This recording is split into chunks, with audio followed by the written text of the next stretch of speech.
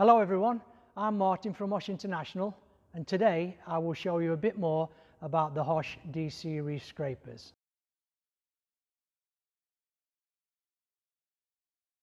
The HOSCH D Series Scrapers have been developed following the request from clients for a scraper that can be completely installed if needed from outside the chute area, but still giving the excellent clean results like the HOSCH range delivers. It consists of a single row of overlapping blades, midsection, end sections and mounts that can be installed in either direction dependent on edge chute restrictions.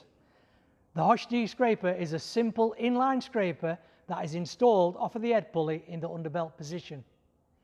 All blades pivot to follow the contours of the conveyor belt at all times. The blades are set on the midsection at 15-degree angle, which allows the blades to overlap by 13mm, eliminating any belt streaking. The blades are inserted into the midsection via a rubber torsion mount that is pre-tensioned to a fixed stopper at 8 degrees. This allows constant belt contact and cushioning, but at the same time allows the blades to deflect away from obstructions as and when required.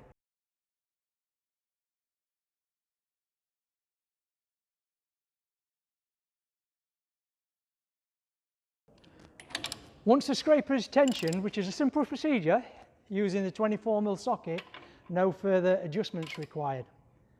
The blades can wear out fully, then will come to rest at the fixed stop. This is another safety precaution of the D Series scrapers. Changing out the blade is a simple procedure using a 13mm socket.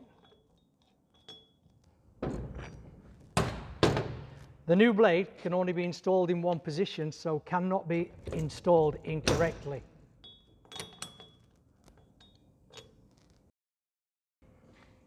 As the blades are set back off the carry bar, build-up on the midsection is kept minimal.